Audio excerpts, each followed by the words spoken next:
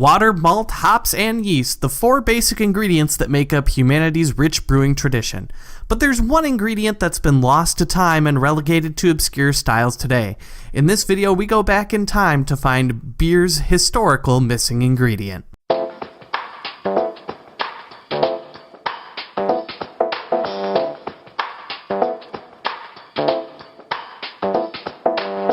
Hello beer nerds, this is Beer by the Numbers.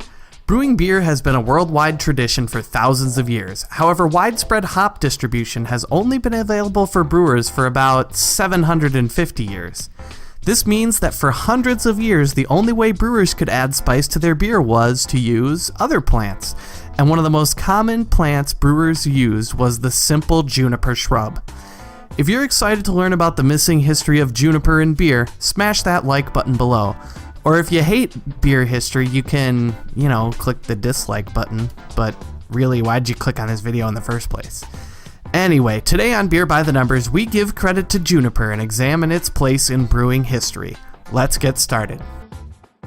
If you're a beer nerd like me and do the rather strange thing of learning about beer history through books, you know that juniper usually gets mentioned, but normally only in passing when talking about how drunk the Vikings were all the time. Seriously though, these guys loved ale almost as much as they loved pillaging.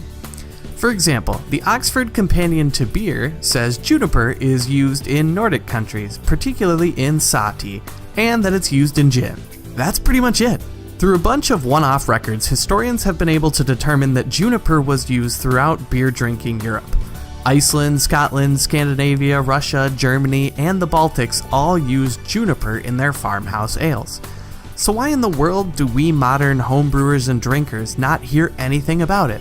Well, beer nerds, I have a theory, but in order to understand why juniper has been lost to history, we need to understand that juniper wasn't just a spice to add flavor to beer, but actually played an integral role in the entire brewing process across many nations.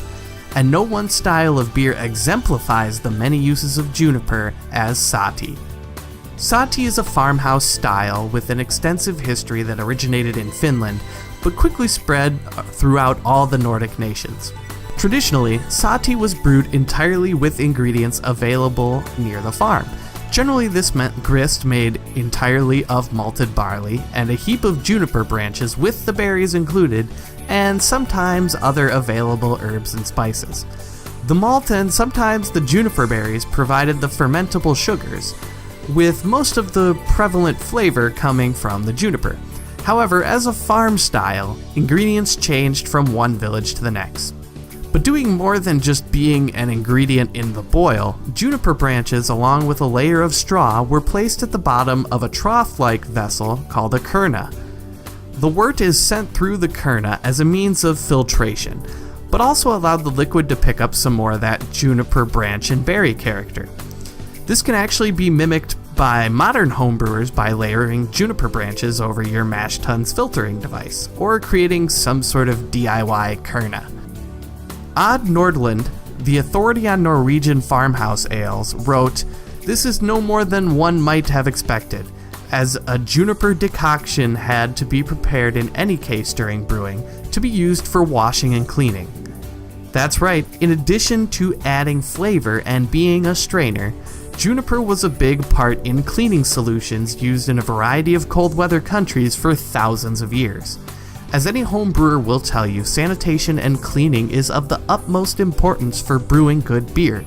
So juniper playing a critical role in cleaning means that this lowly and common branch touched almost every step of the non-commercial brewing processes for thousands of years.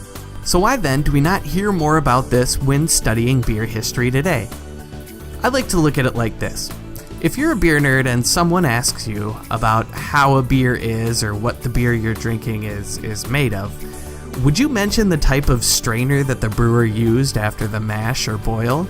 Would you talk about the ingredients and the cleaning and sanitizing solutions that the brewers used? No, you would talk about the types of malts and hops and any special or weird techniques a brewer may have used to make that beer. And that's just what juniper suffers from today. The Nordic farmhouse styles didn't have the advantage of empire like British or other Western European styles to make them popular around the world, and as such, it's been relegated to a relatively obscure ingredient that was once used in beer before hops became all the rage. Which is a little sad when you think about it, because for hundreds of years this humble branch and its berries served as a flavoring agent, an old-school filtration system, and as a helpful cleaning agent, and really made brewing beer in cold climates possible.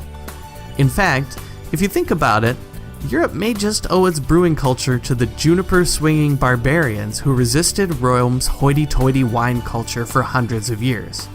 Perhaps without juniper-based ales, we'd all be drinking craft wine today instead of delicious, delicious beer. So the next time you step up to a cold one, remember that this branch may just have kept us all from being winos today. If you enjoyed this video and love beer history, click that like button below. And if you want to be alerted each time we tap a fresh episode of Beer by the Numbers, hit that subscribe button. Stay curious, beer nerds, and as the old Icelandic proverb goes, beware the man who does not drink.